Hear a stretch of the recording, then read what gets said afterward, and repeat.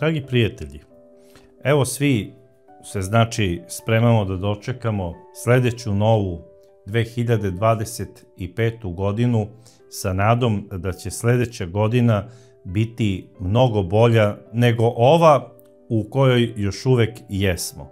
Da neće biti ubistava, da neće biti nasilja, da će život biti malo ipak kvalitetniji i lepši nego što je sada. Veliki sam optimista i mislim da bolje sutra može doći. Tome se nadala i jedna porodica daleke 1984. godine kada se spremala da dočeka novu 1985. godinu. I tog 31. decembra ova porodica se spremala da ode na doček nove godine u Paraćin. Međutim, pao je veliki sneg te godine. I iz bezbednosnih razloga glava porodice odlučio je da oni ne odu na taj put. Nažalost. Zato što je ova porodica 3 dana posle toga pronađena, kompletno izmasakrirana u svom stanu u Boru. A ko je bila ova porodica? Ova porodica je porodica Adamovića. I oni su stanovali u potkrovlju jedne zgrade u ulici Đorđa Andrejevića Kuna broj 13. I stanovali su u stanu broj 20. Glava ove porodice je zapravo Đorđe Adamović Ćosa. Tako mu je bio nadimak. On je rođen 1946. godine u Paraćinu.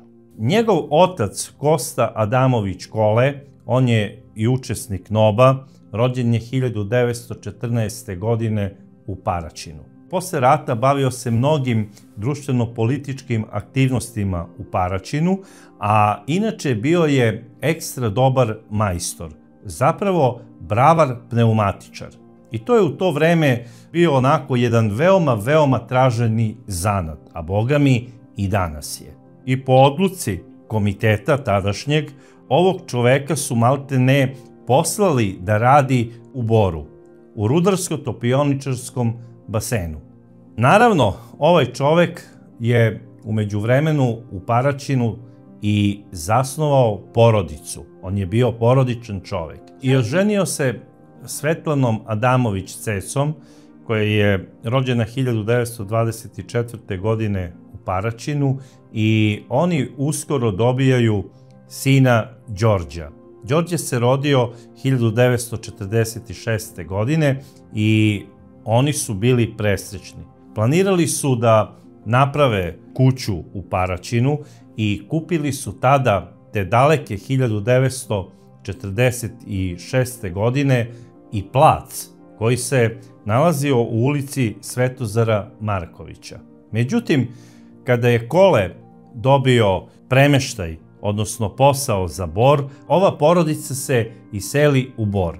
I tamo počinje njihov rad koji se u stvari bazirao sve oko rudarsko-topioničarskog basena. Naime, i Ceca, a i Kole rade u ovom ogromnom kombinatu i oni su godinama radili i stanovali su u nekim radničkim barakama sa detetom. 1950. godine rađa im se i drugi sin. Zapravo to je Đorđev mlađi brat Dragutin. Ova porodica postaje 4-člana, rade od jutra do sutra u kombinatu kako bi deci obezbedili bolje sutra, školovanje i sve ono što ide uz to. Đorđe i njegov brat bili su divna deca, poslušna deca i lepo su bili vaspitani od strane svojih roditelja. Đorđe završava osnovnu školu, a kasnije upisuje i srednju mašinsku školu i završava isto zanat kao i njegov otac, odnosno postaje bravar pneumatičar. Naravno, to je zanimanje koje se tražilo u rudniku i on je i počeo da radi u RTB-u Bor kao i njegov otac i majka. U međuvremenu oni su još 1960. godine upravo i dobili stan u ulici Đorđa Andrejevića Kuna, broj 13. Oni su bili omiljeni u celoj zgradi i važili su za jednu vrlo skladnu i časnu porodicu. Nikada se nije čula nikakva svađa iz njihovog stana. Funkcionisali su ono što se kaže cakum pakum. Međutim, oni su bili vezani za svoj rodni kraj i svako slobodno vreme su provodili u Paraćinu. I kako je vreme odmicalo, Kole je govorio o svojoj supruzi Ceci: jednog dana kada budemo otišli u penziju, ti i ja se vraćamo za Paraćin, a stan ćemo ostaviti najstarijem sinu. Sada, da bismo mogli da se vratimo za Paraćin, ja predlažem da podignemo kredit i da napravimo kuću na onom našem placu. I Kole i njegova supruga Ceca, znači još dok su bili u radnom odnosu, oni počinju da prave kuću u rodnom Paraćinu. I rekli su: jednog dana naš mlađi sin živeće sa nama u toj kući, a stan u Boru ostavljamo starijem sinu. Znači, sve je ova porodica planirala i razmišljala je za bolje sutra i za budućnost. Naravno, to je sve znao i Đorđe. On je u međuvremenu odslužio i vojni rok, radi u rudarsko-topioničarskom basenu, ima dobru platu, izuzetno ga cene roditelji, on voli i poštuje svoje roditelje, nikada nije povisio ton na svoje roditelje i oni su ga voleli. Voli ga, naravno, i mlađi brat. Faktički, mlađem bratu je Đorđe bio uzor. Inače, Đorđa Adamovića su svi u ulici znali pod nadimkom Ćosa i tako ćemo ga zvati u ovoj emisiji. Na kraju krajeva, svi u Boru su ga znali pod tim nadimkom. Inače, Ćosa je imao jedan hobi, a to je zapravo golubarstvo. Njegova ljubav prema golubovima počela je još u osnovnoj školi. On je naime jednog hladnog zimskog dana pronašao jednog goluba koji je imao polomljeno krilo. Najverovatnije od vetra ili od nečega on je udario u njegovu zgradu i pao je dole na sneg i Ćosa ga je pronašao. On je odneo tog goluba u stan i on ga je danima hranio i negovao. I kada je golub ojačao, počelo je lepo vreme, on je pustio tog goluba da odleti svome jatu i svom gazdi, jer videlo se da je to jako negovan i lep golub.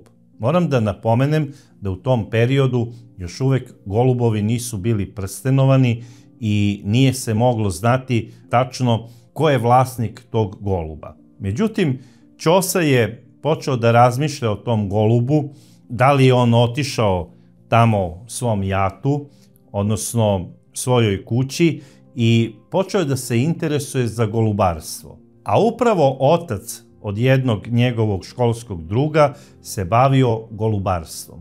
I tako Ćosa ulazi u taj čarobni svet golubova i faktički postaje zaljubljenik u taj sport. Iskusni i stari golubari iz Bora, oni su ga uveli u sve tajne ovog sporta, objasnili su mu kakve kaveze treba da ima, dali su mu i neka legla i on je na krovu svoje zgrade napravio jedan prelepi veliki kavez u kojima je gajio puno tih visokoletača. Počeo da se interesuje i za takmičenja, odlazio je i počeo je i da osvaja prve medalje.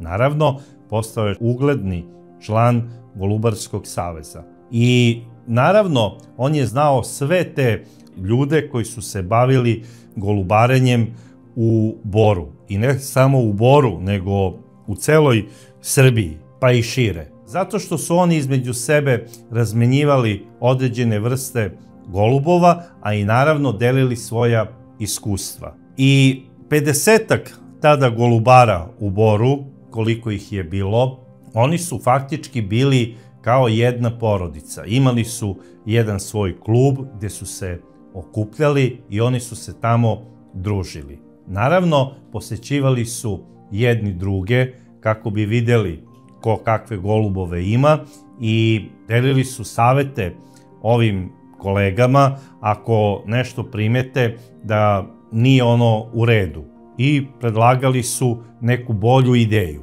Sada, Ćosa je kompletno, znači sve te golubare iz Bora doživljavao kao jednu porodicu. Sada, tu su bili ljudi različitih profila. Bilo je tu lekara, inženjera, običnih radnika. Bilo je tu ljudi koji su bili seljaci, živeli su na selu. Bilo je tu ljudi, bogami, i iz kriminogene sredine. Ali ta ljubav prema golubovima je sve to brisala, znači sve te razlike je brisala između njih i oni su se svi izjašnjavali mi smo golubari. Sada, koliko je ovo bilo pametno da recimo neki policajac golubar doživljava kao svog maltene brata nekog momka koji se bavi golubarstvom, a on je recimo kriminogen. To mi baš nije normalno, ali ja sam razgovarao sa ljudima koji se bave golubarenjem i oni su mi objasnili da je to takva zaluđenost za tim hobijem toliko jaka, da recimo ako jedan lekar, hirurg, čuva golubove, on jednog seljaka, golubara, ceni mnogo više nego nekog svog kolegu sa posla, lekara. Možda to i nije tačno, ali to govore svi golubari. I sada moram još nešto da kažem. U tom razmenjivanju golubova, druženja, oni pričaju, znači, razne anegdote iz tog sporta. Jedan stariji golubar je upravo Ćosi rekao, kaže, vidi, mi moramo generalno svi da te zovemo pod tim nadimkom Ćosa, jer u našem savezu i udruženju golubara isto postoji jedan Đorđe Adamović i da se ne bi bunili između sebe, a koji Đorđe je u pitanju, koji Adamović, isto ste bravari. I kada je to Ćosa čuo, on je rekao, dobro, jer se on baš zove Đorđe Adamović? Kaže, da, kaže, on je stariji par godina od tebe, ali isto je veliki zaljubljenik u golubove i ima lepo leglo golubova. I naravno, Ćosa je hteo da upozna svog imenjaka i prezimenjaka. I rekao je, dobro, ja hoću da upoznam tog momka, jer hteo bi da razmenim sa njim neka iskustva oko golubova, a na kraju krajeva hoću da vidim ko je taj moj imenjak. I da budem iskren, ta znatiželja je po meni sasvim normalna, jer da čujem da se u mom komšiluku neko zove Braca Zdravković, da ima moje ime i prezime i da je mojih godina i da je još isto bio policajac, pošto oni imaju isto zanimanje, ja bi voleo da ga upoznam. Pretpostavljam i on mene. To je za mene nešto sasvim normalno. I sada Ćosa upoznaje svog imenjaka, a ko je zapravo bio taj čovek?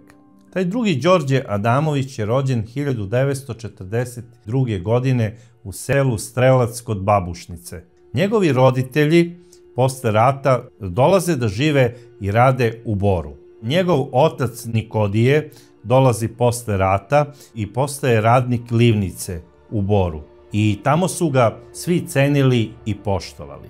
Takođe i njegova majka Draginja, ona se zaposlila u tom kombinatu, radila je na raznim poslovima sve do penzije. Oni su pored Đorđa imali još dvoje dece i stanovali su u Prvomajskoj ulici broj 3. Ovaj Đorđe Adamović je još u školskim danima dobio nadimak Ludi, zato što se isticao sve nekim ludorijama i ceo Bor ga je znao pod tim nadimkom. Tako da ćemo ga u ovoj emisiji zvati Ludi. Đorđe Ludi je završio osnovnu školu i završio je zanat za bravara.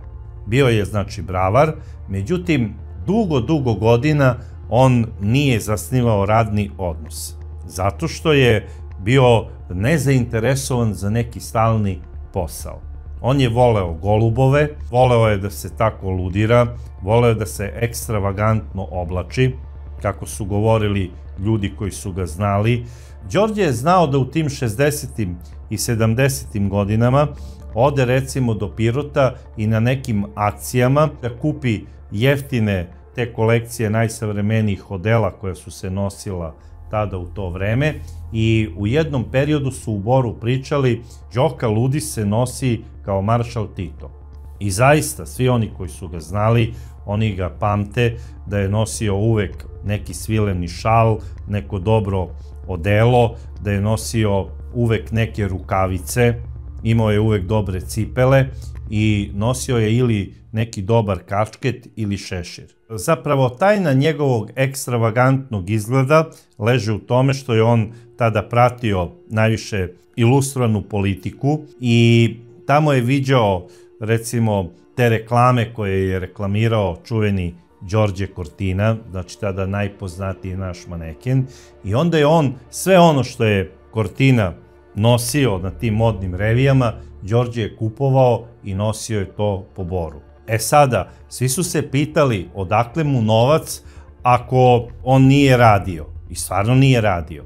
Kako se on snalazio, šta je radio, to samo je znala policija ili možda je pretpostavljala da zna. Inače, Đorđe se u tom periodu druži sa jednom ekipom iz Bora koja je bila poznata ne samo u Boru, nego u čitavoj toj okolini Timočke krajine, po tim raznim nasilničkim ponašanjima i po provalnim krađama.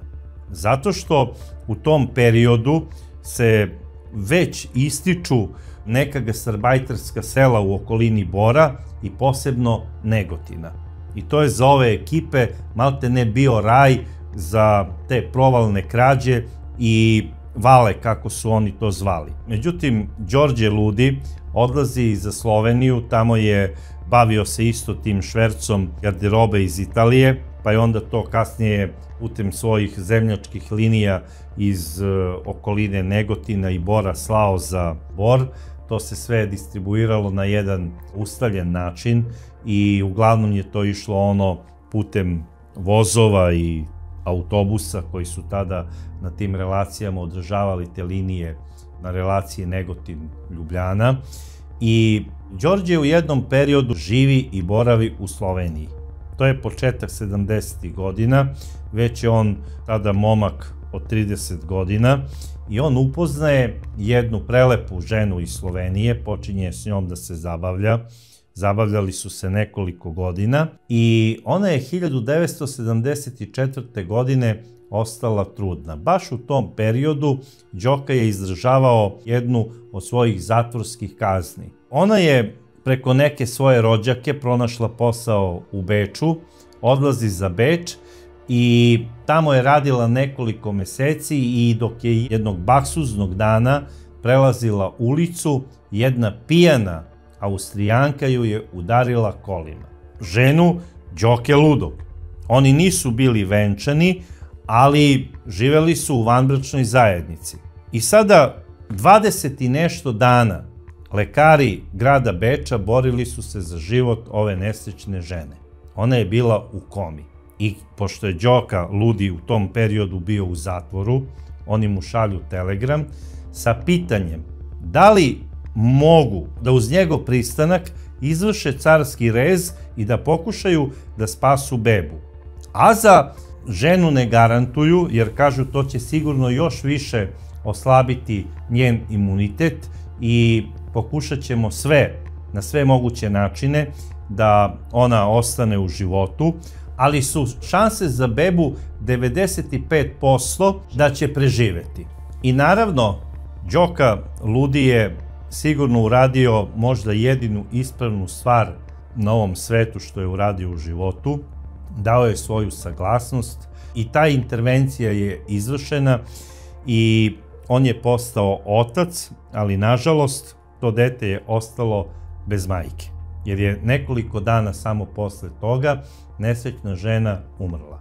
Tu bebu je naravno usvojila majka ove nesrećne devojke i slobodno mogu reći to je nesuđena tašta Đoke Ludog.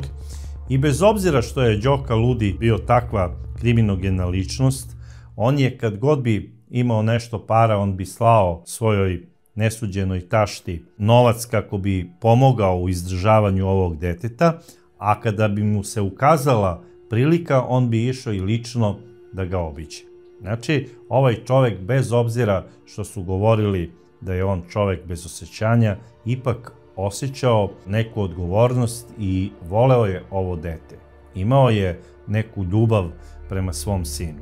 Sada, da li je ova situacija možda i psihički nešto uticala na Đoku Ludog? Ja verujem da nije, jer mislim da nešto zaista sa njim nije bilo u redu od samog njegovog rođenja te daleke 42. godine. Lično smatram da je Đoka Ludi ne samo što je bio sa tim nekim ludim svojim idejama zbog koga je dobio taj nadimak lud, nego on je bio jedan narcisoidni čovek sa nekim osobinama psihopate. Pre svega, on je voleo da se lepo nosi.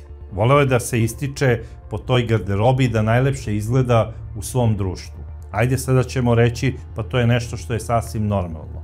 Međutim, on je u društvu uvek tražio od svojih drugova, odnosno nije tražio, nego mu je najviše godilo ako bi oni pričali: Đoko, ti si najlepši i najsnažniji, ti si ludo hrabar. I on je taj svoj nadimak pravdao: pa eto, to je zbog mog velikog srca, ja sam ludo hrabar. I onda zato sam dobio taj nadimak u školi. A to što je on pračkom gađao učiteljicu i razbio joj glavu, to nema veze. Ali ti njegovi vršnjaci govore da je on to upravo uradio svojoj učiteljici i da je bio kažnjavan ukorom odeljenske zajednice i nije mogao da učestvuje na jednoj predstavi pionirskoj za 29. novembar. I tada su njegovom ocu Nikodiju rekli: Nikodije, ti si ekstra dobar radnik, malte ne drugi Alija Sirotanović, ali ovaj tvoj sin će biti Baraba. I zaista, Đoka Ludi je stasavao i odrastao u pravu jednu narcisoidnu Barabu. Drugo, bez obzira što je on imao tu visinu i izgledao dosta onako snažan i jak, on je bio jedna velika kukavica. I tu svoju snagu je koristio ne da bi zaštitio devojčice u nekim situacijama, nego je vršio nasilje nad devojčicama još u osnovnoj školi. Znate, u tom periodu on je vršio vršnjačko nasilje. On je nosio neki špric koji je najverovatnije našao pored nekog kontejnera doma zdravlja ili možda veterinarske ambulante u Boru, i onda je taj špric punio nekom ofarbanom vodom. Znači, stavljao je neke vodene boje u vodi i onda je tu ofarbanu vodu stavljao u taj špric i prskao je devojčicama ispod suknjice. Možete da zamislite taj kretenizam šta je on radio u osnovnoj školi. I onda su se one žalile, naravno i učiteljici, i žalile su se svojim mamama. I kada mu je učiteljica opalila šamarčinu pred celim odeljenjem, Ludi je u znak osvete sačekao tu istu učiteljicu kada se vraćala iz škole posle nekog sastanka, već je bio onako sumrak, i pošto je dobro gađao pračkom, on je pračkom pogodio ovu ženu posred glave i ona je završila u Borskoj bolnici zbog toga. Naravno, svi su rekli to je samo mogao da uradi Ludi, niko drugi. Naravno, njegov otac Nikodije je govorio: ljudi, da li mi verujete da meni kaiš ne može da traje duže od mesec dana? Ja sve pare izdah na kaiševe. Pokidam kaiš na ovom mom kretenu kako bi ga vaspitao i prevaspitao, jer reči tu više ne pomažu. Idem na onu narodnu: batina je iz raja izašla, ali ne vredi. On je sve gori i gori. A maltretirao je i svoga brata pa i sestru. I oni ga kasnije zbog toga nisu ni voleli, niti su komunicirali sa njim. Mogu slobodno reći da Nikodije i njegova supruga Draginja nisu baš nešto imali puno sreće sa decom, odnosno sa svojim prvim sinom. Zato što sve ono što su ova druga deca možda doprinela da usreće ovo dvoje ljudi, njihov najstariji sin im je zagorčao život 100%. Pričamo znači o čoveku koji je rođen još 1942. godine. I on je vršio vršnjačko nasilje. I u tom periodu je bilo malte ne sve isto kao i sad, samo što se to nije odmah objavljivalo na društvenim mrežama, jer nisu ni postojale, ko što i svi znamo. I kasnije, kada je otišao u vojsku, Ludi je uvek hvatan u nekim nedozvoljenim situacijama. Znači, za vreme straže spavao je, kažnjavan. Bežao je iz vojske nekoliko puta. Bio je u tom pritvoru, imao je mesec dana produžetka. Kada bi njegovi klasići odlazili da se kupaju tamo u kupaoni, on bi izbegao kupanje ili bi pobegao sa kupanja kako bi se vratio do spavaone i kako bi obijao one kasete. Jer on je bio vrstan bravar. I on je obijao kasete i krao je novac iz novčanika svojim drugovima iz vojske. Jednom su ga i uhvatili i zbog toga je bio osuđen na 30 dana pritvora. Znači, ni vojsku nije mogao da odsluži normalno. Svuda je bio osuđivan i protiv njega su se vodili disciplinski postupci. Po izlasku iz vojske, do upoznavanja sa svojim imenjakom Ćosom, on je imao jedno 10 godina zatvorskog staža. Znači, ni dan radnog staža, ali 10 godina zatvorskog staža. Između ostalog, pored tih krađa koje je imao je 3 silovanja i imao je 4 presude za teške telesne povrede koje je naneo ljudima u kafanskim tučama. I moram da kažem da svi ti ljudi koje je on prebio, to nisu bili momci koji su bili njegovih godina i koji su mogli da se nose sa njegovom snagom. Sve su to bili ljudi koji su bili već u poznim godinama i stariji. A neke je prilikom tih tuča i opljačkao. Znači, to je bukvalno razbojništvo. Đoka Ludi je važio za nasilnika.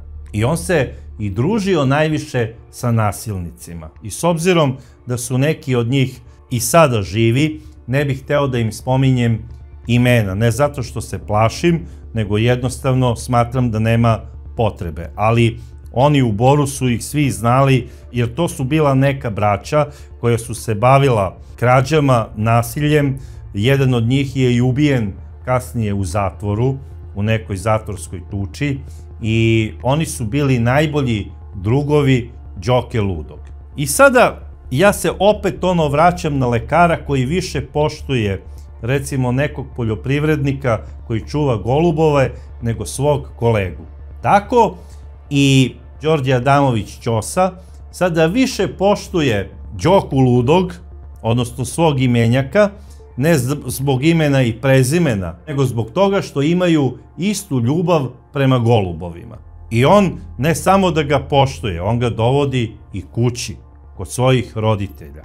I tih davnih godina, kada su počeli da se druže, 70. godina, Ćosina majka, Ceca, rekla je svom sinu: Đorđe, ja te molim, nemoj da se družiš sa ovom vucibatinom, jer ovo je bitanga i baraba. I mogu slobodno reći da je Ćosina majka Ceca bila zapravo dobar psiholog. Ona je zapravo tačno okarakterisala Ludog da je on vucibatina i da taj nadimak koji ima Ludi nosi sa razlogom. I rekla je: sine, ja se plašim za tebe. Jer ja sam se raspitala kod nekih mojih koleginica s posla koje ga znaju, a neke su tamo poreklom i iz njegovog sela, i kažu da ovaj momak ima kući neku svoju radionicu gde pravi noževe i da se bavi mesarskim zanatom, ali ne radi u nikakvoj mesari, nego ide tako kod tih ljudi iz okoline Bora i kolje za vreme tih praznika prasiće, svinje, jagnjad, i on uživa u tom klanju. Čak su ga neki od tih ljudi videli da kada zakolje, recimo, svinju, on uzme i liže krv sa noža. A i najviše je voleo za mezu onu krvavicu koja se pravi od krvi. Njega je krv izgleda i seksualno uzbuđivala. Znači da je on imao ozbiljan poremećaj u svom mozgu. Ja ne znam kako je on uopšte mogao da voli neke životinje kao što su golubovi. Ne znam, čovek koji ima takve napade uživanja dok vidi krv, ne znam kako nije došao na ideju da ti golubovi, ako nisu bili najbolji na nekom treningu i letu ili na nekom takmičenju, nije uzeo i sve onako od njih 100 i počupa im vrtiće. Jer ne bi me iznenadilo od jednog Đoke ludog da se tako ophodio prema tim životinjama. I, znači, ono stalno u mom društvu, ja moram da mu pričam, jao, najjači si, tvoji golubovi najlepše izgledaju, oni najbolje lete, oni su super, mislim, to su gluposti, meni takav drug ne treba. Mislim, ne bi mogao da ga trpim. Ali Ćosa i on počinju da se druže. I kada se Svetlana, zapravo Ceca, požalila svom suprugu Koletu, Kole je rekao, ženo, naš Đorđe je već dečko u ozbiljnim godinama. Ja planiram da u najskorije vreme pokrenemo neke svoje one veze provodadžijske, tamo iz našeg kraja, i da mi njemu pronađemo ženu. Čuo sam da mu se sviđa jedna devojka, raspitat ćemo se iz kakve je kuće, da li su oni domaćini i da li mogu da nam budu prijatelji na kraju krajeva, i nadam se da će se i ona njemu dopasti, i kada se budu uzeli, vidjet ćeš kako to ide, jer znam po sebi, njemu će žena odrediti sa kim će se on družiti, jer na kraju krajeva, i ja kada sam nekoga doveo u kuću, ako primetim da ti ovako nešto ga ne simpatišeš, ja tog čoveka više nikada i ne zovem, niti idem kod njega. I to će se desiti i sa našim Đorđem, jer on je sada kao jedno dete bez žene. On samo gleda po golubovima. On je takav da ako ne budemo mi preduzeli sve mere da ga oženimo sa tamo nekom devojkom iz našeg kraja, on se ovde u Boru nikad neće oženiti. On ne gleda žene koje šetaju ulicom, on samo gleda u nebo i gleda golubove dokle su otišli sa visinom. Toliko je zaluđen tim golubovima da se plašim da se neće ni oženiti. I tako je i bilo. Otišli su u svoj kraj i za vreme jednog prvomajskog praznika, dok su boravili svi tamo u Paraćinu, Đorđe se zaista zaljubio upravo u tu devojku za koju je i bio tipovan, i ona imala prelepo ime i lepo je izgledala. Ona se zvala Miroslava i bila je otprilike njegovih godina. Bila je završila tehničku školu, nije bila udata, iz ugledne i dobre porodice. I te 1972. godine Miroslava i Đorđe Adamović Ćosa stupaju u brak. Naredne godine, upravo te godine kada su Ceca i njen suprug otišli u penziju i kada su se preselili definitivno za Paraćin, u onu kuću koju su izgradili, Đorđe dobija prvenca, sina, Sašu. Sreći njegovih roditelja, a i njemu i njegovoj supruzi Miroslavi nije bilo kraja. Takođe, u tom periodu, kada su dobili unuka, Ceca kaže svom suprugu, Kole, ja smatram da mi treba polako da pronađemo i neki posao ovde kod nas u Paraćinu za našeg mlađeg sina, jer moramo da oslobodimo kompletni stan onako kako smo planirali za Đorđa i za njegovu porodicu. I naravno, Kole je rekao, nema problema, evo počinjemo da radimo na tome. Međutim, situacija je tako htela da je Dragutin ostao na svom poslu u Boru do 1977. godine, sve dok nije pronašao posao u Ćupriji, a prešao je da živi kod svojih roditelja u Paraćinu, u porodičnoj kući. I odmah te 1977. godine, kada je prešao za Paraćin, ženi se i brat Dragutin. Zasniva svoju porodicu i sada kada Đorđe sa svojom porodicom, koja su međuvremenu proširila, jer 1976. godine rađa mu se i ćerkica, Aneta. I sada je Đorđe odlazio kod svog brata, kod svoje snaje i kod svojih roditelja onako pun sebe. Jer najviše na svetu je želeo da ima sina i ćerku. I rekao je, Bog mi je dao ono što najviše sam od uvek i voleo. E sada, Miroslava radi u Boru, ona poštuje svog supruga, ali ima jednu zamerku. Kaže, sve tvoje prijatelje cenim i poštujem, ali ne mogu da shvatim iz kog razloga se družiš sa ovim ludim Đorđem. To nije društvo za tebe, on je neradnik, on je nasilan i priča se da je imao i nekoliko silovanja. I jednostavno, ja ne volim da on bude u našoj kući i neprijatno se osjećam. I nemoj da ti padne na pamet slučajno da mi predložiš i da prihvatiš one njegove pozive na koje nas on zove da idemo kod njega tamo na ručak. Pre svega, on je neoženjen. I neću da dozvolim sada da maltretira svoju majku, da ona nama sprema tamo neki ručak kako bi nas gostila, jer ko zna koje su njegove namere. Međutim, šta sada tu Ćosa kaže svojoj ženi? Draga moja ženo, svaki čovek koji se bavi golubarstvom ima dobru dušu. I ko zna šta su ovom jadniku sve pakovali i napakovali. Pa pričalo se i za neke poznate kriminalce iz Beograda kako su navodno silovali tamo neke žene, a posle se ispostavilo da im je sve to bilo napakovano. I ona kaže, ma dobro, daj probudi se čoveče, kako mogu nekom da napakuju 3 silovanja? Čovek je 3 puta bio na robiji zbog silovanja, 4 puta zbog nasilničkog ponašanja. Imao više razbijenih vilica na svojim rukama nego što ti imaš godina. Opasulji se malo. I sada Đorđe kaže, ma ne, nema šanse. Ja vidim kako on miluje, kako voli golubove. I jeste, Đorđe Ludi je nekoliko puta zvao Ćosu da on sa svojom ženom dođe kod njega na ručak.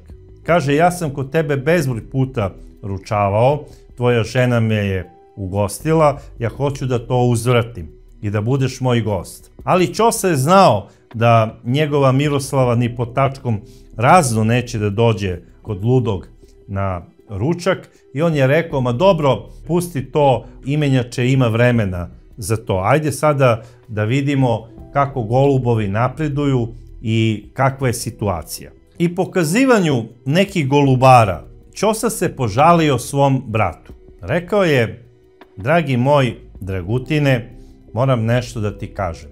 Moja Miroslava ne može očima da vidi ludog. Ne znam zašto se plaši njega, a on je čovek dobar. Bio nam je, ako se sećaš, i na rođendanu našeg Saše. I Saša je najviše voleo tada na tom rođendanu da sedi kod Đoke u krilu. Dete oseti koji je čovek dobar, a koji je zao.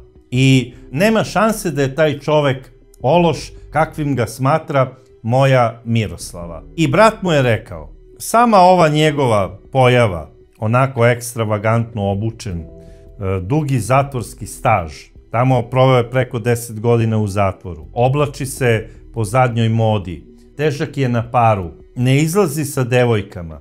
Ja mislim da se Snaja plaši da on možda nije malo nasran. Ko zna šta je on tamo po zatvorima radio sa onim svojim cimerima. Možda ih je isto maltretirao.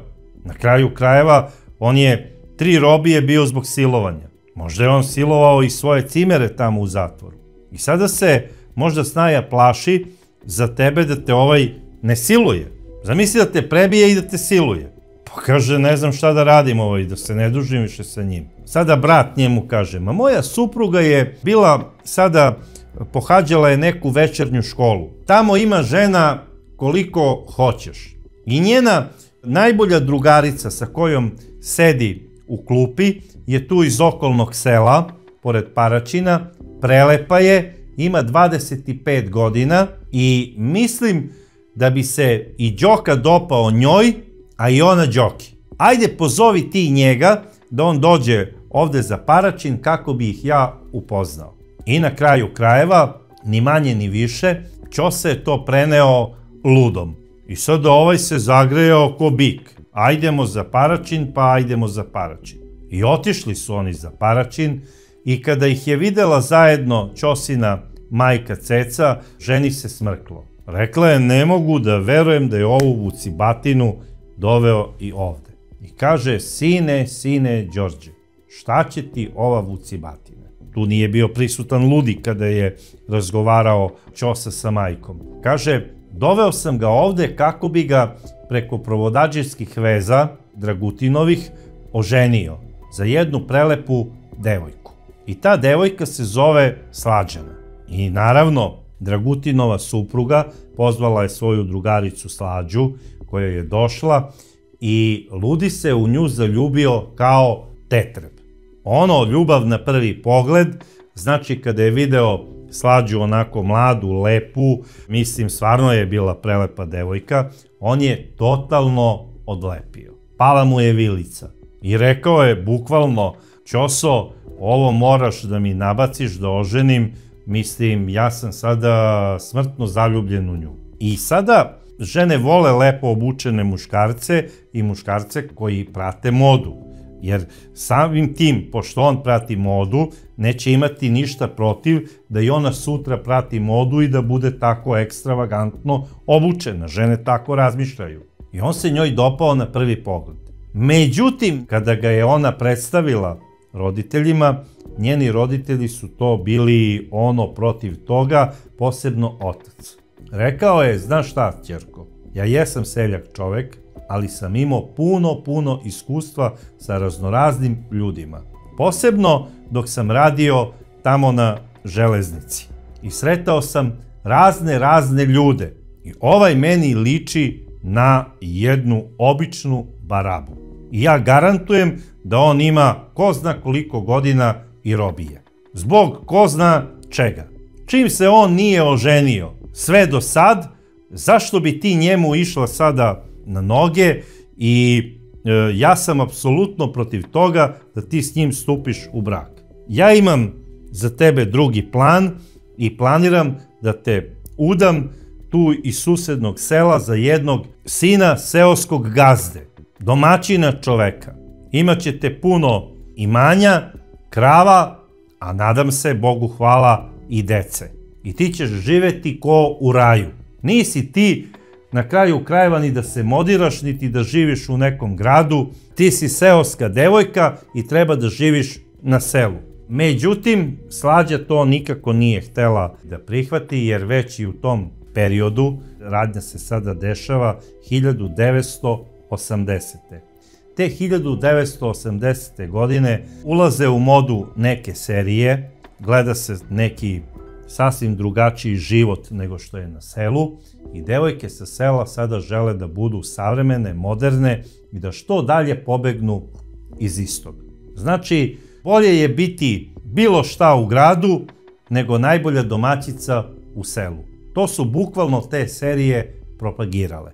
I Slađana se primila na tu priču i ona je verovala da žena može biti srećna samo u nekom gradu. I doživljavala je Đoku Ludog kao neku svoju kartu za beg iz sela.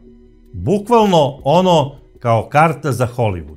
I u maju mesecu te 1980. godine ona je dobila telefonski poziv da je Đoka Ludi došao u kuću Adamovića u Paraćinu i da je tamo čeka kako bi zajedno posle toga zbrisali za Bor.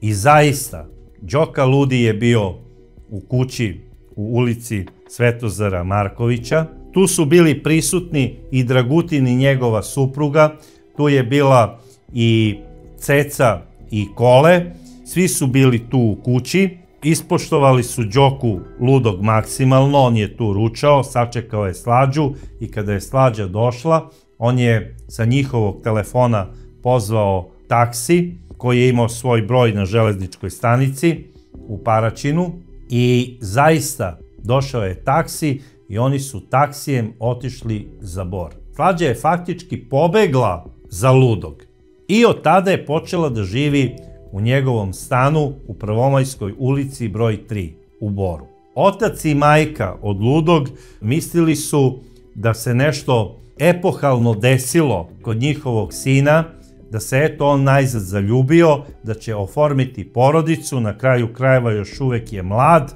doveo je mladu i prelepu devojku i Bogu hvala dobit će i decu i konačno će da se smiri kada je sada doveo Snaju u kuću, neće se više družiti tamo sa nekom braćom bitangama, nego će svako vreme koristiti da bude sa svojom suprugom, a zbog dece koja će ubrzo, naravno, Bogu hvala, i doći, sigurno će pronaći i posao u svojoj struci. A tada u Boru samo onaj ko nije hteo da radi, nije našao posao. Dolazili su ljudi iz cele Jugoslavije da bi tamo radili, a na kraju krajeva, pa i Đokini roditelji su došli tamo iz nekih planinčina i gudura kako bi radili ovde u Boru, kako bi ga odhranili i odškolovali. I eto, samo on ne može da nađe posao u tom gradu,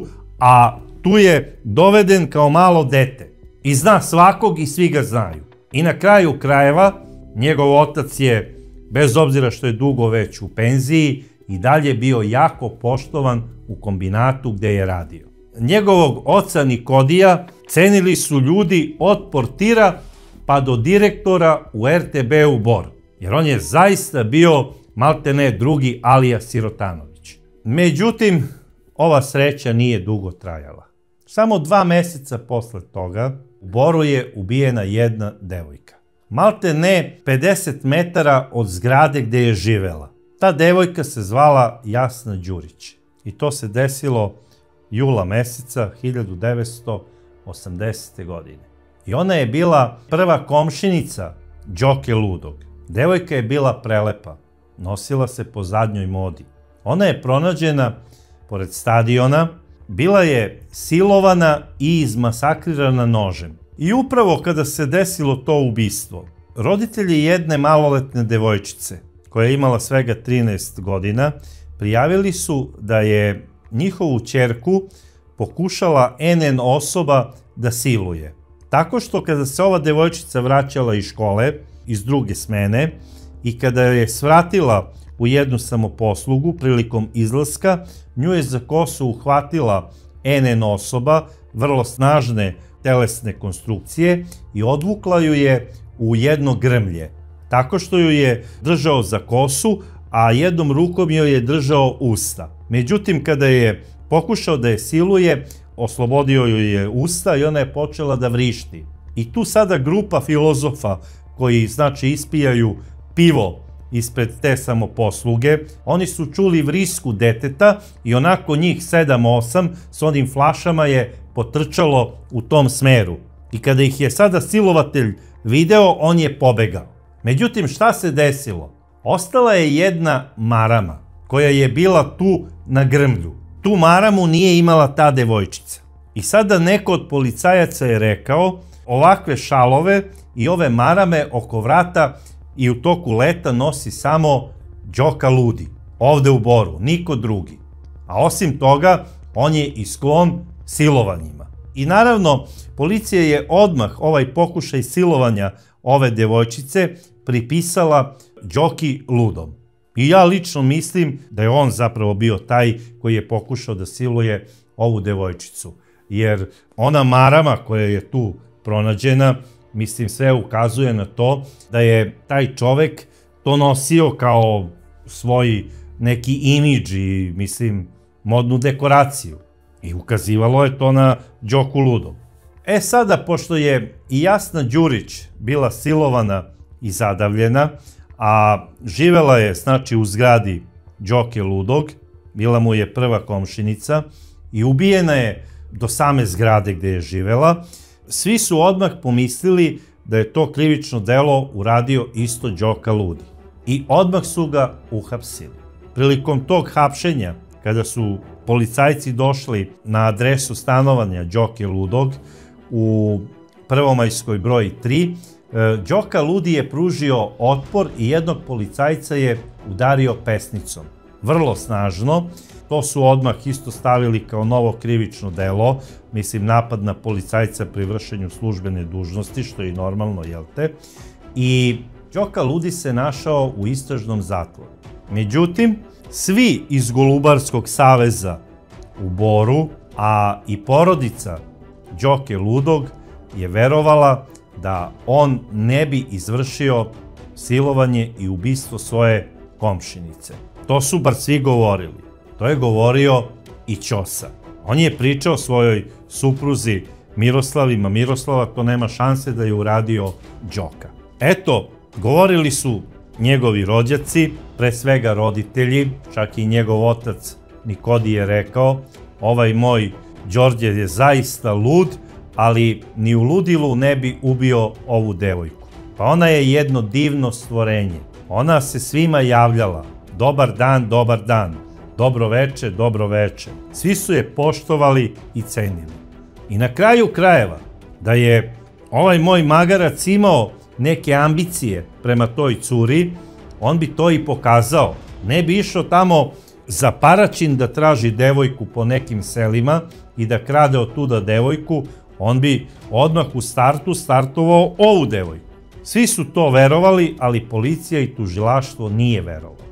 2 godine je on bio pod istragom i na kraju policija nije uspela da dokaže da on ima bilo kakve veze sa ubistvom i silovanjem Jasne Đurić. Iako je Đoka Ludi 2 godine proveo pod sumnjom da je možda izvršio ubistvo Jasne Đurić, to ubistvo nikada nije zvanično razrešeno. Međutim, postoji jedna priča da je očuh ubijene devojke dok je bio u bolnici, negde 85. i 6. godine, valjda napadom neke griže savesti ili ko zna čega, odlučio je pred smrt da se ispovedi ni manje ni više nego cimeru iz sobe. I tada mu je rekao da je on zapravo ubica Jasne Đurić i da je on njen očuh i da ne može da ode na onaj svet ako ne kaže istinu. I onda je umro. E sada, da li je to tačno ili ne,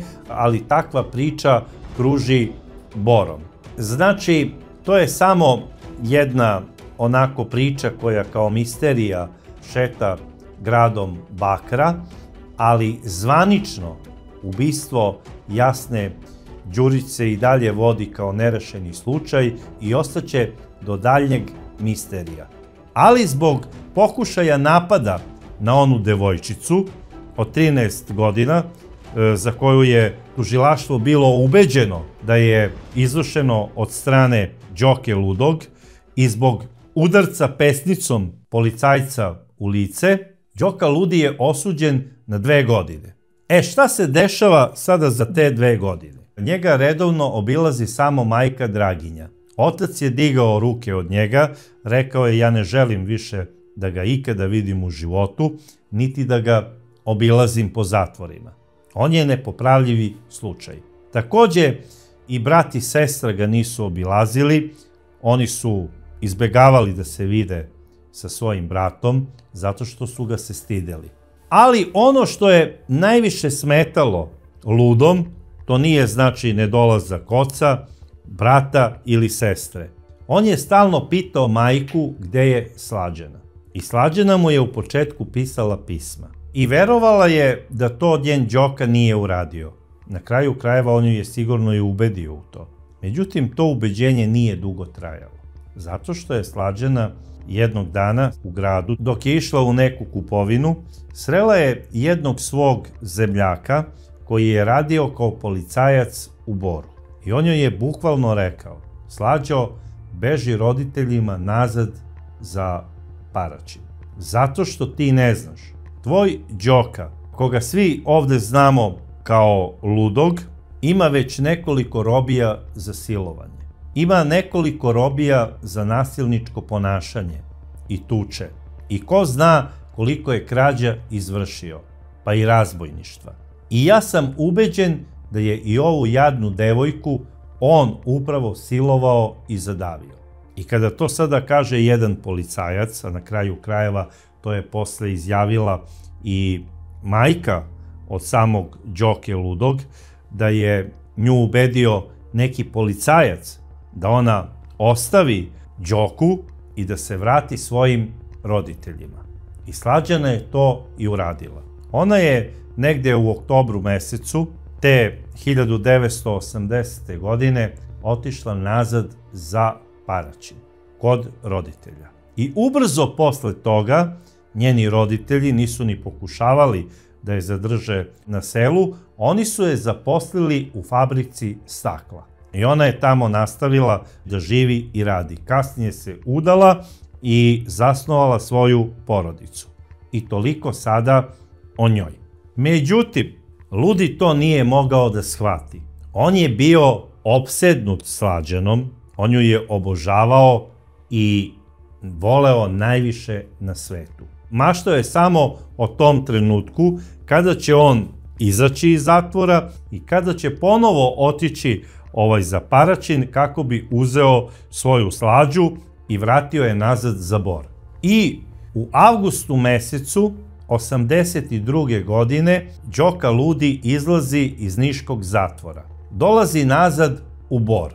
Po dolasku u grad Bakra odmah je kontaktirao svog prijatelja Ćosu, ne zato da bi sada pitao kakve golubove ima Ćosa, nego hteo je da se raspita u vezi svega o Slađi. Znači, našao se u restoranu Bakar sa Ćosom, tamo su popili po jedno piće, a onda je Ludi prešao da pije sok, jer moram da kažem da on retko kada je pio alkohol, samo u izuzetnim situacijama. Ili kada se sprema da nešto uradi, ili kada ima, znači, neki jako, jako važan razgovor, on bi mogao samo da popije jedan aperitiv i posle toga prelazio je na sok. On nije pio nikakav alkohol, što po meni opet ukazuje da je on bio svestan svoje lude prirode i da bi ga alkohol razdražio do te mere da bi on morao nekog da ubije ili da siluje neku ženu. Čovek je generalno bio onako lud, prirodno. Mislim, nije bio on psihički poremećen u smislu neke bolesti. On je imao takvu prirodu. Prosto da čovek ne poveruje. I tada u razgovoru sa Ćosom dolazi na neku ideju, je zapravo Ćosa taj koji je rekao Slađani da ga napusti. Zato što je Ćosa hteo da izbalansira tu priču i rekao je, vidi, pusti sada Slađanu, naći ćeš ovde ti i lepšu i bolju devojku. Ona se vratila sada za Paraćin, tamo se zaposlila, počela je da radi u fabrici stakla i najverovatnije da ima i nekog dečka. Nemaš potrebe sada ti toliko da se interesuješ za nju, jer ako za ove 2 godine nije te ni jednom obišla tamo u zatvoru, prestala je da ti piše, nije ti poslala ni jednu uplatu novca, nemaš ti potrebe uopšte da je voliš. I sada je Ludi bio ubeđen da je iza svega Ćosa i odlučio je da mu se osveti. I šta je uradio? On je uhvatio jednog mačora skitnicu, stavio ga je u vreću i kada je Ćosa bio na vikendu sa porodicom u Paraćinu, on je došao na krov njegove zgrade gde je živeo, otvorio Ćosin golubarnik i tamo je ubacio mačora. I zaključao je onaj golubarnik i otišao. Kada se Ćosa vratio posle nekoliko dana iz Paraćina, zatekao je masakr u svom golubarniku. Svi njegovi golubovi su bili zaklani. I unutra je samo stajao i frktao jedan mačor i imao je samo par peruškica oko brkova. Ćosi je bilo jasno da ovaj mačor nije imao šanse da uđe sam unutra, nego da ga je neko ubacio. I odmah mu je bilo jasno da iza toga stoji Ludi. I on je to rekao nekim svojim prijateljima, pa i svom kumu, koji je takođe bio golubar. I oni su preneli to Ludom, da Ćosa zna da je on izvršio to i da svi iz Golubarskog saveza osuđuju Ludog zbog ovakvog nehumanog postupka. Naravno, Ludom to nije ništa značilo. On je uživao u tome što Ćosa pati. A Ćosa je rekao da više ne želi ni da ga vidi, niti da se sa njim na bilo koji način sretne ili druži. I sada dok je Ćosa patio za svojim pticama, njega je jedino tešila, naravno pored drugova iz Golubarskog saveza, njegova supruga Miroslava. I rekla mu je, eto, Đorđe, jesam li ti ja govorila da je Ludi stvarno lud i da je baraba i da ne treba da se družiš sa njim. vidiš šta ti je uradio. I Ćosa je rekao, u pravu si bila Miroslava, evo ja sada moram javno da ti se izvinim za sve one ručkove koje si spremala tom ludaku i zbog svih neprijatnosti koje sam ti priredio samim tim što sam takvu zver dovodio u našu kuću. Naravno, Miroslava, pored toga što je patila i ona zbog tih golubova i zbog supruga, ona je na neki način bila zadovoljna što je njen suprug prekinuo jedno toksično prijateljstvo. A šta radi taj toksični i radioaktivni ludak, koji bukvalno ima nadimak ludi? Po naredbi komiteta, koja je tada počela da važi, svi osuđenici koji su izdržali zatvorske kazne, a imaju neki zanat, imaju diplome, po direktivi moraju biti zaposleni. I to je jedan od uslova da oni ne budu pod nekom prismotrom, nego da budu radno angažovani. Jer to je neko u komitetu tada došao na ideju da ti ljudi koji su višestruki povratnici, kada počnu da rade neki sigurni posao, postaju odjednom koristan element društva. I to se i desilo.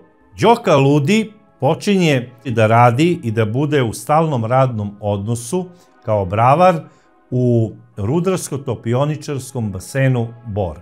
I radi u radnoj organizaciji Okno, na održavanju kao bravar. I u toj radnoj organizaciji isto radi i Ćosa, a i njegova supruga Miroslava kao tehničar. Ja ne znam da li su se oni sretali na poslu ili ne, ali je ono što znam da nisu govorili. Pune 2 godine oni nisu govorili. A za te 2 godine Ludi, on se hvali kako je najbolji bravar i najbolji majstor. Da on otklanja kvarove koje niko ne može da otkloni. I šta još radi? Za vreme letnjih dana on biciklom posle posla putuje za Paraćin. I sada će neko reći, pa mislim, možda čovjek trenira da bude u kondiciji. Možda se sprema za Tour de France, međutim, to nema veze sa tim. On i ne vozi onu sportsku trkačku biciklu. On vozi običan neki bajs i ide od Bora do Paraćina, to je 80 km i boga mi preko one Čestobrodice, vrlo grozan put. To je sada ekstra put, ali ja pričam tada u to vreme, to je bilo strašno nešto. I sada on ide onim bajsom tamo i šta radi? On ispred staklara u Paraćinu čeka Slađanu kada završi svoju smenu i pokušava da je ubedi da se ona vrati njemu.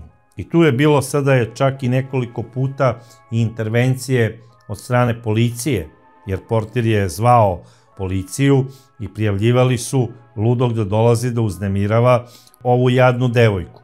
A jednog dana je i otišao da obiđe porodicu Adamović. I dok je on ulazio na kapiju, išao dvorištem, videla ga je iz dnevnog boravka Đorđeva majka, izašla je ispred, sačekala je ludog i rekla je ovako: Đoko, ti nemaš ovde šta da tražiš, ja te molim da više nikada ne dođeš u našu kuću. I sada ludi je rekao: dobro, došao sam da pitam da li je slučajno kod vas Slađana. Kaže: ne, ona nije ovde, ona ima svoju kuću, a ima i svog dečka. I mene ne interesuju vaši odnosi.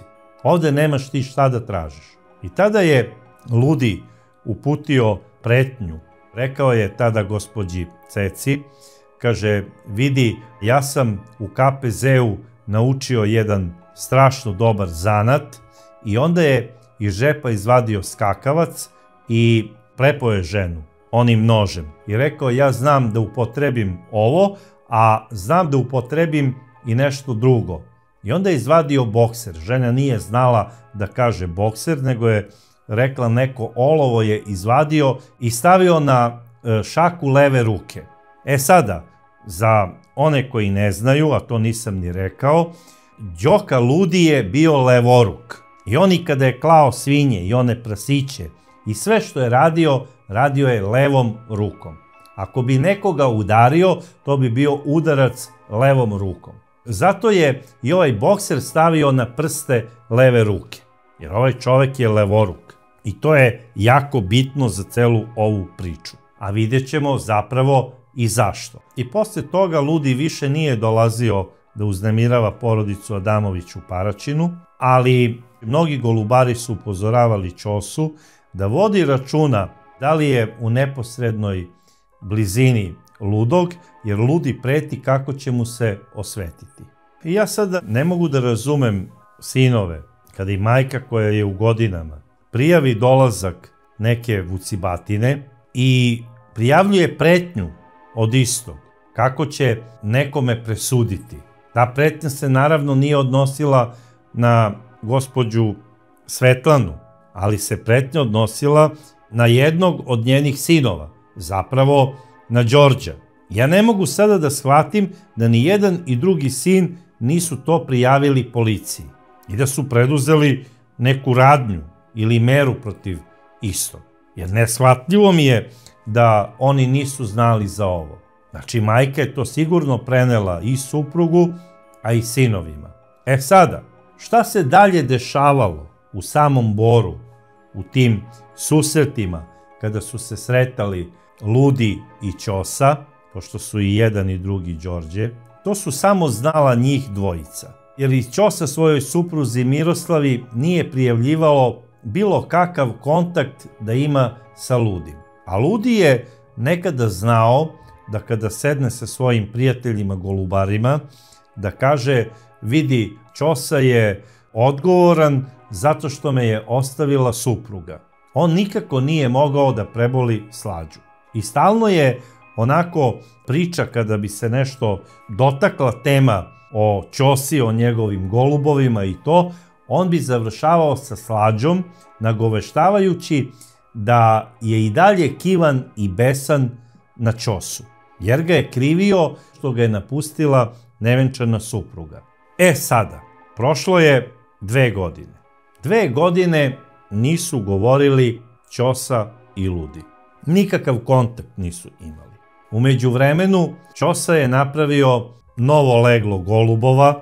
Svi su govorili da on u Boru ima najbolje golubove ponovo. Imao je 100-ak golubova, veliko jato. Bili su savršeni golubovi. Osvajao je nagrade na tim nekim takmičenjima i naravno neke sudije su mu rekle da sada treba da položi neki ispit u Negotinu koji se odnosio na taj sport. U smislu, trebao je da položi za sudiju iz golubarstva kako bi se i dalje takmičio na tim takmičenjima i kako bi prstenovao golubove. Znači, dobio je svoj broj, Bor je imao svoj broj, znači 65, 21 je recimo bio Ćosa, a Ludi je bio recimo 65, 25. I onda posle ide godina rođenja goluba i tako dalje i tako dalje. E sada, svi golubari iz Bora su položili tu licencu, ali Ćosa nije i za živo čudo nije položio ni Ludi. Samo njih dvojica. E sada, da li je to sudbina ili se to slučajno tako namestilo, ali eto, to je bilo tako. I Ćosa je planirao posle Nove godine, negde u januaru, da ode na to prvo polaganje u Negotin i da položi taj ispit kako bi dobio taj sertifikat. E sada, dolazila je i Nova godina. Znači, on je dogovorio sa porodicom da ih vodi za Paraćin. Javio je svome bratu da dolazi kod njih u goste i da će biti nekoliko dana. Njegova majka i otac su bili presrećni. Sve je bilo u organizaciji kako da se dočekaju gosti iz Bora i da budu svi zajedno, kako bi proveli te novogodišnje praznike. Sve je bilo organizovano, od paketića za decu pa sve nadalje. E, u toj organizaciji i u svom tom planiranju dočeka Nove godine, 31. decembra pao je veliki sneg. Preko Čestobrodice su bili smetovi. Znači, saobraćaj je bio otkazan, bio je u zastoju. Sve ekipe vojske i putne sekcije su se trudile da osposobe saobraćaj, kako bi magistrala od Timoka prema Paraćinu bila prohodna. I u tom ludilu od snega, od svega što se javljalo na Dnevniku, Ćosa je doneo odluku da on sa porodicom ipak iz bezbednosnih razloga ostane u Boru. I javio je svojoj porodici u Paraćinu da ne može da dođe zbog prevelikog snega i nanosa na Čestobrodici. Nova godina, znači taj 31. prošao je u krugu porodice. Miroslava i njen suprug, Ćosa, proslavili su Novu godinu sa decom i verujem da je to bila jedna lepa Nova godina, da su oni bili srećni sa dečicom, da su i dečica bila srećna sa roditeljima, bez obzira što nisu otišli kod bake i kod deke i što se neće videti sada sa braćom od strica. Rekli su, kako su i sami roditelji obećali, odmah posle praznika, prvi vikend, idu za Paraćin. I to je sve, znači, bilo okej. Sutradan je bio 1. januar, Ćosa je pozvao neke svoje komšije kod njega da dođu uveče kako bi se malo družili i oni su to prihvatili. U toku dana su dolazili prijatelji iz Golubarskog saveza kako bi im čestitali Novu godinu i poželeli sve najbolje u životu. Donosili su i paketiće za decu.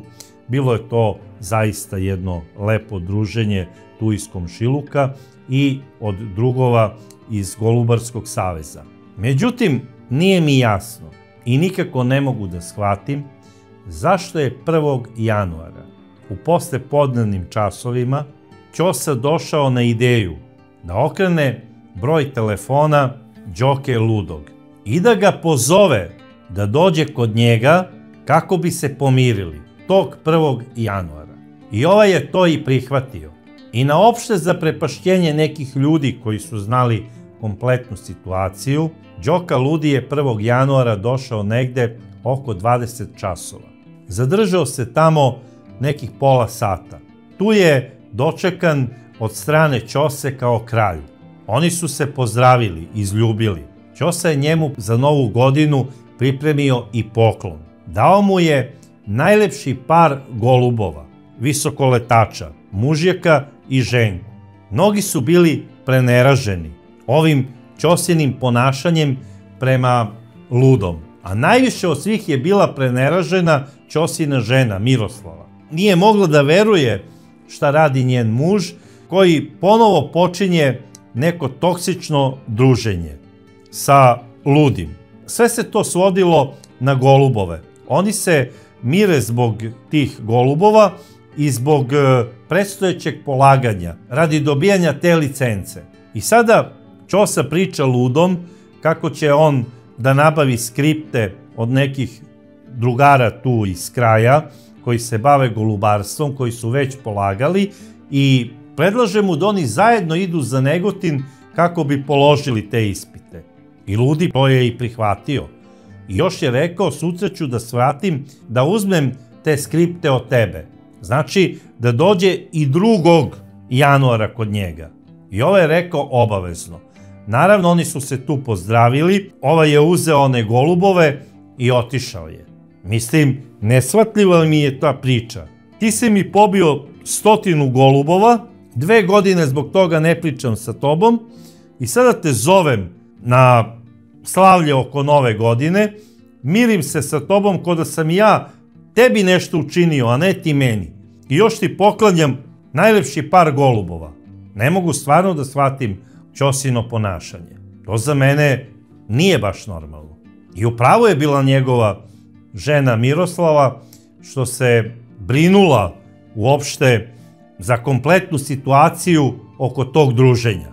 I sutra dan, 2. januara, Đoka Ludi je zaista došao negde oko 18 časova, navodno da se raspita oko tih skripti, zadržao se isto oko pola sata u Ćosinom stanu, pričali su tu uglavnom oko golubova i oko tog polaganja, a u stvari mislim da je ta poseta Đoke Ludog bila sasvim druge prirode. On je došao da se raspita kod Ćose kada on sutradan radi do kada će imati večeras goste, jer 3. januar je već radni dan u Boru, i znao je da ljudi, s obzirom da su svi zaposleni i iz komšiluka i svi ovi koji su dolazili kod Ćose, znači oni mora da odu ranije kako bi se odmorili sutra za posao. I čak je čuo od Miroslave, koja je u tom trenutku držala ćerkicu u krilu, da je rekla jednoj komšinici koja je bila tu kod njih u poseti, da večeras u 11 odlaze svi na spavanje, da bi sutra bili odmorni za novi radni dan. I to je ludom bilo dovoljno. On je otišao po gradu, obišao je nekoliko svojih prijatelja golubara, kod kojih je sedeo samo na po 15-20 minuta, kod jednog molera je popio samo kafu, a onda je negde oko 10 časova, znači u 22 sata, bio viđen u gradskoj pivnici u Boru, kako je ušao i naručio je čašu grejane rakije. Znači, jako neobično za Đoku ludog, jer rekao sam, on ne pije alkohol. On je ušao, popio je 1 deci grejane rakije, zadržao se nekih pola sata i onda izašao. A sledećeg dana, kao što sam već rekao, u 10 časova ujutru, porodica Adamović je pronađena izmasakrirana u svom stanu.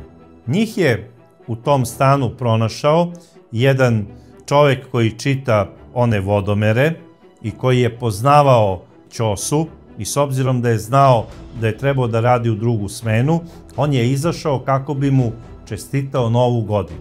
I ono što ga je iznenadilo, to je kada je pozvonio, niko se nije javio i tek onda je primetio da je ključ u bravi, ali s polja, znači sa spoljašnje strane. Rukom se uhvatio za kvaku na vratima i video je da su vrata zaključana. A onda se okrenuo i pozvao je komšinicu i pitao je da li znate možda šta je sa Adamovićima. Njihov stan je zaključan, ali je ključ s polja. I susedka koja je izašla, ona je pozvala i svog supruga koji je izašao i ona je predložila tom momku koji čita vodomere da otključa vrata i da uđe u stan, da vidi šta se zapravo dešava. I onda je ta gospođa rekla, ja sam sinoć spavala oko 11:30, ali me je probudio neki san i nisam bila sigurna da li je to san ili sam zaista čula neki ženski vrisak. To me je probudilo. Molim vas, ajde da vidimo šta se dešava u stanu Adamovića. I ovaj momak otključao je vrata, ušao je unutra i istrčao je napolje povraćajući. I vrištao je. Vikao je, molim vas, hitno zovite policiju. A iz znatiželje u stan utrčava susedka i izlazi sva preneražena i ukočene vilice nije mogla ni da vrisne. Samo je rukama pokazivala suprugu da pozove policiju. I čovek je odmah utrčao u stan, pozvao je policiju i hitnu pomoć i policija je stigla. Policija je po ulasku u stan zatekla jeziv prizor. Posle toga je porazgovarala i sa komšijama.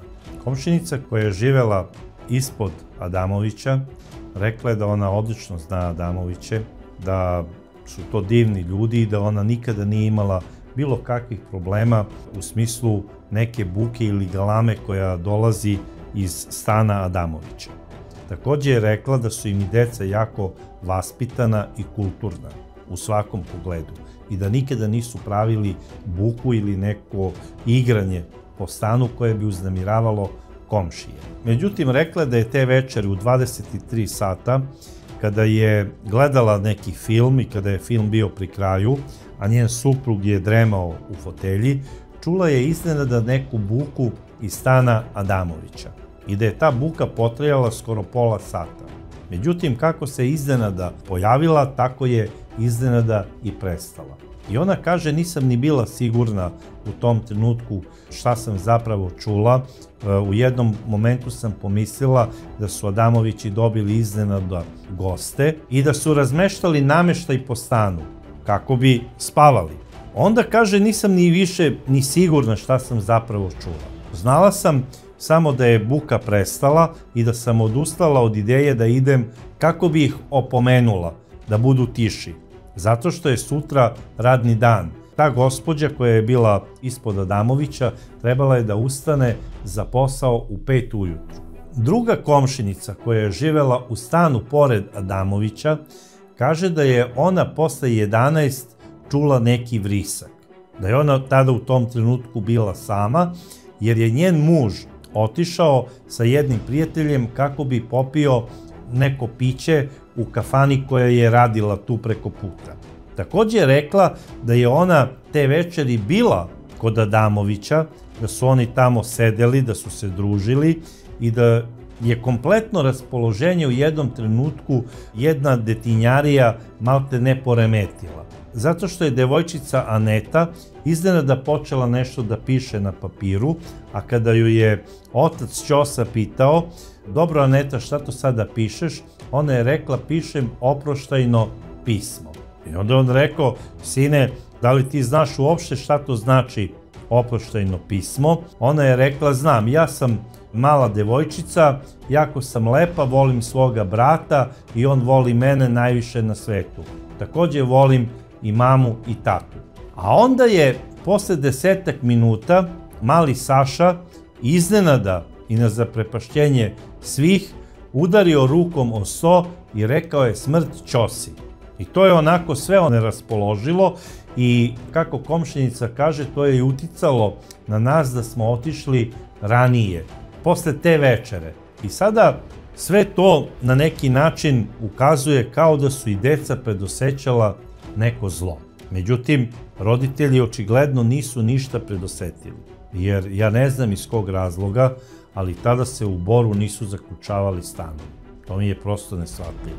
Ja sam u tom periodu živeo do duše u gradu, ali znam i u selu dok sam živeo, tamo kod mojih, uveče su se zaključavale ulazne kapije od dvorišta, a boga mi i ulazna vrata od kuće. Ne znam kako to neko ko ima malu decu ostavlja otključani stan i ide da spava. Ta deca mogu da se probude i da tako u onom bunovnom stanju malte ne kao mesečari izađu negde napolju i polome se na stepeništu ili izađu na ulicu da ih neko zgazi. Ili ne daj Bože da izađu na krovnu terasu. Ja stvarno ne mogu da shvatim takvu neodgovornost. Ali po izjavi svih tih stanara iz te zgrade u Boru, tada znači u tom industrijskom gradu, niko nije zaključavao stanove. Mislim, to nema ni na selu. Ali, eto, u Boru je tako bilo. I na kraju policija je i ustanovila da je zlikovac ušao tako što ulazna vrata nisu bila zaključana, da je nekim tupim predmetom prvo ubio domaćina, Ćosu, a da je posle istim tim tupim predmetom usmrtio i domaćicu Miroslavu, da bi posle toga nožem izbo dečaka koji se probudio i pokušao je da se brani, zato je imao i neke odbrambene rane po rukama, ali ga je zlikovac brzo savladao i ubio ga je, a nesrećnu malu devojčicu je monstrum prvo obljubio, da bi joj potom zabio nož u grudi. I verovatno je zapravo ona ta koja je vrisnula. Zločin je krajnje monstruozan. Policajci su bili u šoku, a boga mi, ne samo Bor, bila je čitava nacija u šoku. U celom stanu svi su bili mrtvi, osim jednog papagaja koji je preživeo ovaj masakr. Njega je 2 nedelje posle toga uzeo Ćosin rođeni brat. A šta se dešava sa Đokom Ludim u tom trenutku? On je kao pravi uzorni proleter iz tog perioda 80-ih ustao u 6 ujutru posle prve sirene. I sada, za one koji ne znaju, u tim velikim industrijskim centrima, kakav je Bor, kakva je bila Zenica, ljudi se nisu budili satom, nego je to bila sirena koja je nalik na ono prekid vazdušne opasnosti. Minut 1 svira sirena u celom gradu u 6 ujutru. Ja to prvi put kada sam doživeo u Boru, umalo nisam pomislio da je počelo neko ratno stanje. To je bila 89. godina. Bio sam povodom neke utakmice koja se igrala u Boru. Mislim da su igrali Harlemovci tu utakmicu u čast otvaranja njihovog sportskog centra i prespavao sam kod jednog druga. Kada sam čuo tu sirenu u 6 ujutru, koja je zapravo označavala početak smene, ja sam se prenerazio. Da bi mi domaćini posle rekli da je sledeća u 2 i onda ide u 10 uveče. Đoka Ludi, tačno kada je ta sirena svirala, on je bio na svom radnom mestu. Međutim, kako sam kaže, odmah je video da nešto nije u redu. Zato što dok je boravio u toj kantini tamo i dok je pio čaj, nije dobio raspored za silazak u jamu. Najvjerovatnije da nije bio potreban bravar. A onda je došao njegov šef i rekao je: Đole, ajde izađi vani i ovaj sneg iz lopata i tamo skloni ga, raščisti da ne bude ovoliko snega na ulazu. I on je pitao: dobro, jer ja vama ličim na nekog tamo da lopatam, zašto bi ja to radio? I onda se šef onako našalio. Rekao je: pa treba da postavimo radijatore ispred da greju i vani. Mislim, to je bila šala koju je šef rekao. Ali je Đoka Ludi to bukvalno shvatio. Zašto? On je sada u tom rasporedu koji je njemu šef nije dao za silazak u jamu. I to što mu je rekao da lopatom očisti sneg, jer je zaista pao ogroman sneg za vreme praznika, on je to doživeo kao neku teoriju zavere. Kasnije, kada je završio to sklanjanje snega, on je rekao šefu da je završio i očekuje raspored dalje šta da se radi. On je rekao: dobro, uzmi neku ovamo motku ili lopatu i skini ovaj led sa strehe da ne bi nekome pao na glavu i da ga ne bi povredio. I sada ovaj opet tu vidi neku teoriju zavere, jer kaže: ja najbolji bravar u celom RTB-u Bor, sada čistim sneg i skidam led.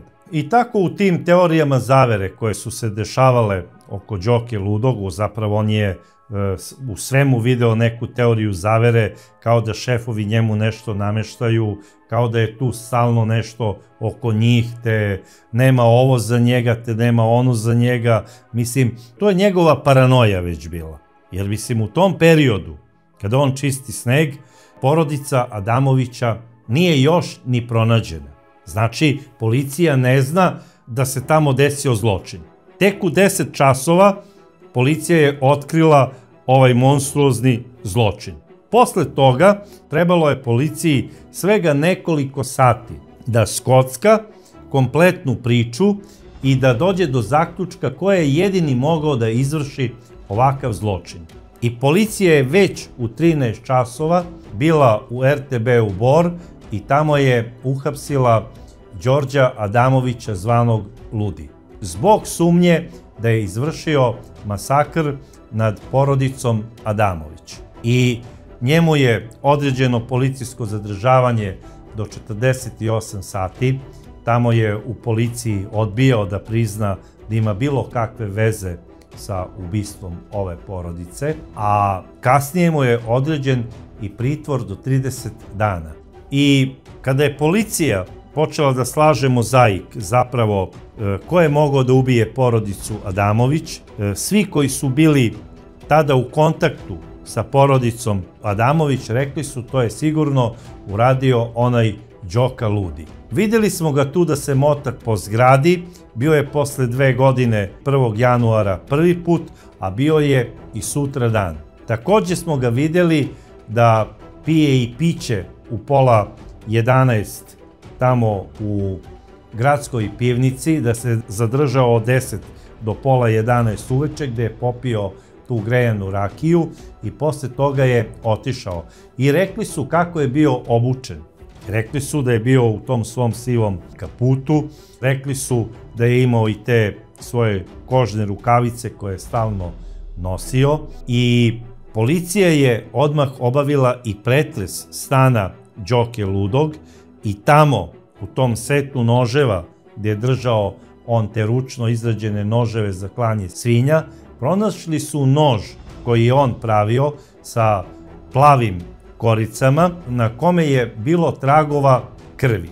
I to kasnije, kako je veštačenjem utvrđeno, tragovi krvi su bili nulte grupe, zapravo krvne grupe koju je imala porodica Adamović. Takođe je i pronađen čekić na kome je bilo tragova krvi nulte grupe, a i njegov kaput je pronađen kako ga je oprala zapravo njegova majka i stajao je u kupatilu, a kasnije veštačenjem je utvrđeno da je i na tom kaputu bilo tragova krvi porodice Adamović. Inače, moram i to da kažem da je krvna grupa Đoke Ludog A krvna grupa i najverovatnije da je on imao i neku posekotinu na svojim rukama tamo i da je krvario, jer na jednom mestu je pronađena i njegova krvna grupa u stanu porodice Adamović. Zapravo,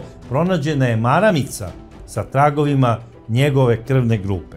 Međutim, šta je najbitnije u celoj priči? Svi stradali u porodici Adamović imali su ubodne rane koje je zadao levoruk čovek, a upravo levoruk čovek je Đorđe Ludi. Takođe, pronađena je i njegova semena tečnost koja je isto pripadala krvnoj grupi A. Znači, on je posle masakra i posle one klanice silovao malu devojčicu i mrtvu Miroslavu. Znači, to je vrhunac njegove monstruoznosti. Ne pričaju se sada neke gluposti kako policija je Đorđa Ludog uhapsila bez dokaza i sudila mu bez dokaza. Dokazi su i tekako postojali. I protiv ovog čoveka je pokrenut sudski postupak za izvršenje najmonstruoznijeg ubistva u Boru. Ubistva porodice Adamović. Adamovići su u subotu 5. januara sahranjeni na porodičnom groblju porodice Adamović u Paraćinu. Između dva roditelja stavljena su dva deteta. Na kraju krajeva ceo Bor je tugovao i ceo Paraćin je tugovao. A o ovome se godinama posle toga pričalo. I godinama je trajalo i suđenje Đorđu Adamoviću zvanom Ludi. Đorđu Adamoviću je za ovo krivično delo suđeno 6 puta. Toliko se puta ponavljalo suđenje. I na sva ta 6 suđenja on je dobijao istu presudu, a ona je glasila smrt streljanjem. Đorđe Ludi je u strahu čekao izvršenje svoje smrtne presude i prvo je po nekim pričama štrajkovao glađu. I čak se spominje da je on čitava 3 meseca štrajkovao glađu 1988. godine. Znači 3 godine posle ovog zločina on je hteo da dokaže svoju nevinost štrajkom glađu. I navodno je umro od gladi. Znači ostao je dosledan u tome da ne uzima hranu. Sada, tada je to bilo jako strašno da se saopšti da je neki zatvorenik koji još, pogotovo ako čeka smrtnu kaznu, odlučio da štrajkuje glađu, a možete da zamislite tek koliko je bilo strašno da neko saopšti da je taj zatvorenik umro zbog štrajka glađu. I onda su zvanične vlasti saopštile, to je znači ono zvanično, da se Đorđe Ludi u avgustu mesecu 1988. godine obesio čaršafom od posteljine gdje je spavao. Sada, ja postavljam pitanje.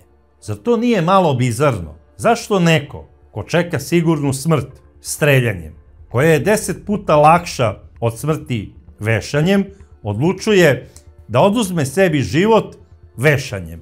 Je vama to normalno?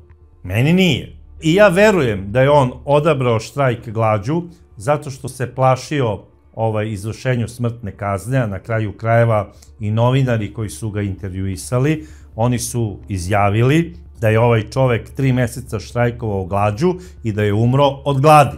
Ali zvanični izveštaj policije i suda je da se Đorđe Adamović zvani Ludi obesio. i straha da ne bi dočekao smrtnu kaznu streljanjem. Tako je završio monstrum koji je unesrećio ovu porodicu, koja je iz bezbednosnih razloga otkazala doček Nove godine u Paraćinu i odlučila na svoju nesreću da ostane u Boru. I nikada mi neće biti jasno šta to je zapravo trebalo da znači kada je mali Saša te večeri uzviknuo smrt Ćosi. Da li on to negde čuo od nekog? Da li je možda pročitao negde neki grafit da je pisalo smrt Ćosi? Ili je možda čuo razgovor između samih roditelja kada je majka Miroslava rekla: vidi Ćoso, ubićete ludi. I kada je dete videlo te večeri ludog, to ga je možda asociralo na taj razgovor i reklo je smrt Ćosi. Ovde je Ćosa napravio nekoliko grešaka, a najveća je ta što je zapravo pozvao posle toliko godina čoveka koji mu je iskazao neprijateljstvo javno na taj način što je ubio njegove golubove, koji je nožem i bokserom takođe pretio njegovoj majci i ta pretnja se odnosila i na samog Ćosu, i koji je najverovatnije po kafanama pričao kako će se osvetiti Ćosi zato što je sigurno on glavni odgovorni zbog toga što ga je ostavila supruga. Zaista jedno vrlo nezrelo ponašanje. I pritom taj isti Ćosa ne zaključava svoja vrata pre nego što odlazi na spavanje. To je, mislim, za mene nezamislivo. I još nešto. Taj isti Ćosa ništa nije prijavio policiji. To mi je tek nenormalno.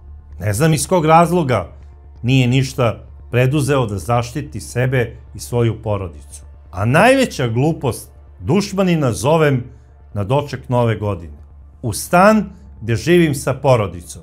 Totalno ludilo i jedno neodgovorno ponašanje. Ja inače nikada ne krivim žrtve, jer su uvek krivi monstrumi koji su odlučili da tako nešto urade.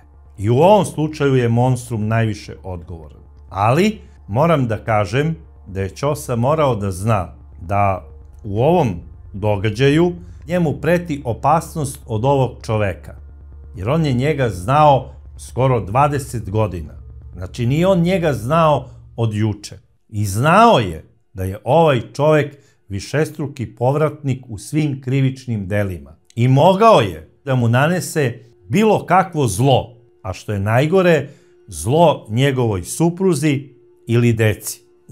Vrlo neodgovorno i, rekao bih, jedno detinje ponašanje ovog čoveka, koji je glava porodice i koji je doneo ispravnu odluku da ne krene na put iz straha da ne bi doživeo možda, ne daj Bože, neku saobraćajnu nesreću ili da se možda ne bi, ne daj Bože, smrznuo tamo u nekim smetovima koji su tada vladali na putu. Ali nije doneo ispravnu odluku koga treba pozvati u svoju kuću i u svoj stan zapravo.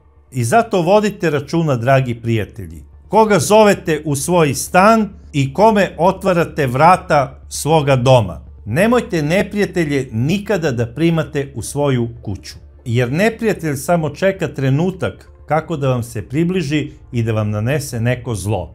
Ako ste ipak odlučili da se pomirite sa svojim neprijateljem, nemojte to ni po koju cenu da radite u svojoj kući. Otkud vi znate kako će on da reaguje? Zato ga pozovite, recimo, u neku kafanu koja se nalazi pored prve policijske stanice i tamo se pomirite s njim. Ili nastavite da se svađate. A na kraju krajeva, zašto bi se i mirili sa dušmaninom koji vam je uradio neko zlo? Nema veze što je Nova godina ili bilo koji praznik.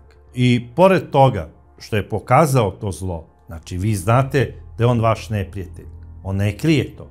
I nemojte uopšte pokušavati obnavljati takva prijateljstva i druženja. I nebitno da li je to razlog zato što je to dobrota koja izlazi iz vašeg srca ili mislite da ste dovoljno pametniji od njega i da ćete ga nadmudriti nekom tom pričom ako se vi s njim pomirite, pa ćete ga umilostiviti. Znači, prema takvim ljudima ne treba pokazivati svoje emocije. i treba od njih bežati što dalje. Na kraju krajeva, neprijatelj nema dovoljno hrabrosti da vas napadne sam. Vi mu pružate priliku, jer pokazujete svoju slabost. Tako on to doživljava i vaša slabost je za njega zapravo zeleno svetlo.